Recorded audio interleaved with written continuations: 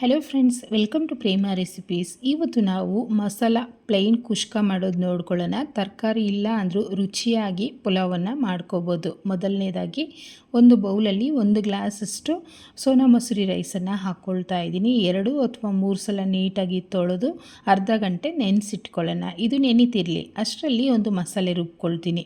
Mixie ಜಾರಲ್ಲಿ 10 ಹಸಿಮೆಣಸಿನ್ಕಾಯನ್ನು ಸೇರಿಸ್ಕೊಳ್ತಾ ಇದ್ದೀನಿ. ಹಾಗೆ 2 ಇಂಚಷ್ಟು ಶುಂಠಿ ಮತ್ತು 2 ಗಡ್ಡೆಯಷ್ಟು ಬೆಳ್ಳುಳ್ಳಿ. ಶುಂಠಿ ಬೆಳ್ಳುಳ್ಳಿ ಯಾವಾಗಲೂ ಅಷ್ಟೇ ಪುಲಾವ್ಗೆ ಹೆಚ್ಚಿಗೆ ಹಾಕ್ಕೊಂಡ್ರೆ ಚೆನ್ನಾಗಿರುತ್ತೆ. 1 ಇಂಚಷ್ಟು ಚಕ್ಕೆ ಮತ್ತು 7ರಿಂದ 8 ಲವಂಗ, ಹಾಗೆ 1 ಟೀ ಸ್ಪೂನಷ್ಟು ಮಾತ್ರ ಮೆಣಸು ಹಾಕ್ಕೊಳ್ತಾ ಇದ್ದೀನಿ. ಹಾಗೆ ನೋಡಿ, ನಾನು ಬೇಬಿ ಗೋಡಂಬಿ 1 ಟೇಬಲ್ ಸ್ಪೂನ್ ಹಾಕ್ತಾ ಇದ್ದೀನಿ. ಇಲ್ಲ ಅಂದರೆ ತೊಂದರೆ ಇಲ್ಲ, ಸ್ಕಿಪ್ ಮಾಡಿಬಿಡಿ. ಇದನ್ನು ಗ್ರೈಂಡ್ ಮಾಡ್ಕೊಳ್ಳೋಣ. ಹಾಗೆಯೇ ಕುಕ್ಕರಲ್ಲಿ ಮಾಡ್ತಾ ಇದ್ದೀನಿ. 4ರಿಂದ 5 ಸ್ಪೂನಷ್ಟು ಎಣ್ಣೆ ಹಾಕ್ತಿದ್ದೀನಿ.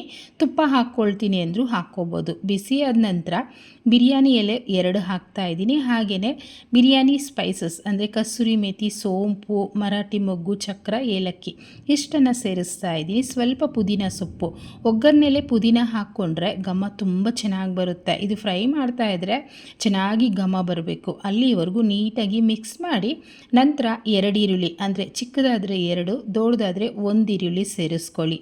ಈಗ ನೋಡಿ, ಈರುಳ್ಳಿನೂ ಅಷ್ಟೇ ಪೂರ್ತಿಯಾಗಿ ಹಸಿ ಸ್ಮೆಲ್ ಹೋಗಬೇಕು. ಆ ರೀತಿ ಫ್ರೈ ಮಾಡ್ಕೊಳ್ಳಿ. ಪ್ಲೈನ್ ಕುಷ್ಕ ಅಲ್ವಾ, ಅದರಿಂದ ಈರುಳ್ಳಿ ಮತ್ತು ಟೊಮೊಟೊ ಸ್ವಲ್ಪ ಹೆಚ್ಚಿಗೆ ಹಾಕ್ಕೊಳ್ಳಿ. ಈ ಥರ ಫ್ರೈ ಆದ ನಂತರ 3 ಟೊಮೊಟೊನ ಕಟ್ ಮಾಡಿ ಹಾಕ್ತಾ ಇದ್ದೀನಿ. ಆದಷ್ಟು ನೀವು ನಾಟಿ ಟೊಮೊಟೊ ಹಾಕ್ಕೊಳ್ಳಿ, ರುಚಿ ತುಂಬ ಚೆನ್ನಾಗಿ ಬರುತ್ತೆ. ಟೊಮೊಟೊನೂ ಅಷ್ಟೇ ಪೂರ್ತಿಯಾಗಿ ಮೆತ್ತಗಾಗಬೇಕು. ಬಟಾಣಿ ಹಾಕ್ತೀನಿ ಅಂದರೂ ಇದರಲ್ಲಿ ಹಾಕ್ಕೋಬೋದು. ನಮಗೆ ಟೊಮೊಟೊ ಬೇಗ ಮೆತ್ತಗಾಗಬೇಕು ಅಂದರೆ ಒಂದು ಚಿಟಿಕೆಯಷ್ಟು ಉಪ್ಪನ್ನು ಹಾಕ್ಬಿಟ್ರೆ ತುಂಬ ಬೇಗ ನಮಗೆ ಮೆತ್ತಗಾಗೋಗುತ್ತೆ.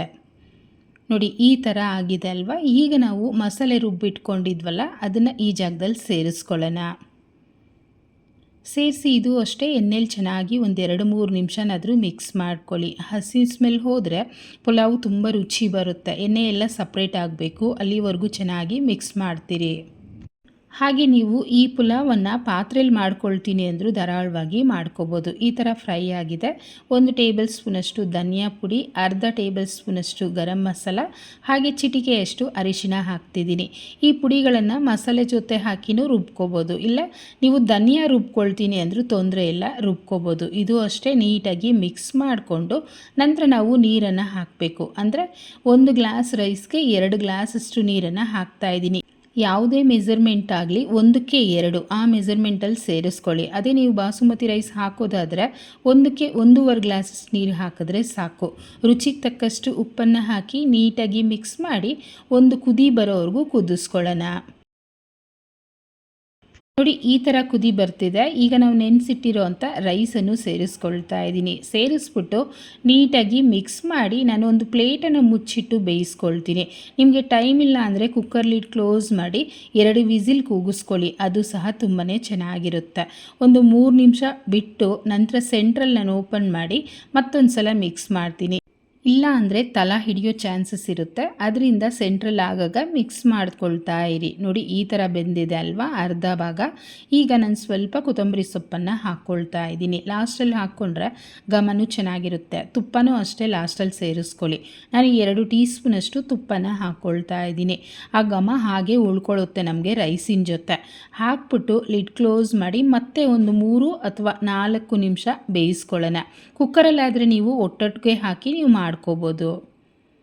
ಈಗ ನೋಡಿ, ಓಪನ್ ಮಾಡ್ತಾ ಇದ್ದೀನಿ. ಪರ್ಫೆಕ್ಟಾಗಿ ನಮಗೆ ಪುಲಾವ್ ರೆಡಿ ಆಗಿದೆ. ಆದರೆ ಅನ್ನ ಅರಳಬೇಕು, ಅಂದರೆ ಸ್ವಲ್ಪ ಸ್ವಲ್ಪ ಹೂವು ಥರ ಮೆತ್ತಗಾಗಬೇಕು. ಅದರಿಂದ ಸ್ಟವ್ ಆಫ್ ಮಾಡಿ ಮತ್ತೆ ಪ್ಲೇಟನ್ನು ಮುಚ್ಚಿಟ್ಟು ಒಂದು 5 ನಿಮಿಷ ಹಾಗೆ ಬಿಡೋಣ. ಆ ಬಿಸಿಗೇ ಅನ್ನ ಎಲ್ಲ ಪೂರ್ತಿಯಾಗಿ ಅರಳೋಗುತ್ತೆ. ಓಕೆ ನೋಡಿ, ಈಗ ಓಪನ್ ಮಾಡ್ತಾ ಇದ್ದೀನಿ. ಫೈನಲಿ ರುಚಿಯಾದಂಥ ಪುಲಾವ್ ರೆಡಿ ಆಗೋಯ್ತು. ಇಷ್ಟ ಫ್ರೆಂಡ್ಸ್, ಸಿಂಪಲಾಗಿ ಮಾಡ್ಬೋದು. ಇದಕ್ಕೆ ಸೈಡ್ ಡಿಶ್ ಆಗಿ ಮೊಸರು ಬಜ್ಜಿನೋ ಅಥವಾ ಚಟ್ನಿನೋ ಮಾಡ್ಕೊಳ್ತೀನಿ ಅಂದರೂ ಮಾಡ್ಕೋಬೋದು, ಅಥವಾ ಬಿಸಿ ಬಿಸಿಯಾಗಿ ಹಾಗೆ ತಿಂತೀನಿ ಅಂದರೂ ತಿನ್ಬೋದು. ಲಂಚ್ ಬಾಕ್ಸ್ಗೂ ಕೊಟ್ಟು ಕಳಿಸ್ಬೋದು. ಇಷ್ಟ ಆಯಿತಾ? ಹಾಗಿದ್ರೆ ಇವತ್ತೇ ಟ್ರೈ ಮಾಡಿ, ಹೇಗೆ ಬಂತೋ ಕಮೆಂಟ್ ಮಾಡಿ, ಲೈಕ್ ಮಾಡಿ, ಶೇರ್ ಮಾಡಿ, ಚಾನಲ್ನ ಸಬ್ಸ್ಕ್ರೈಬ್ ಮಾಡ್ಕೊಳ್ಳಿ. Thank you.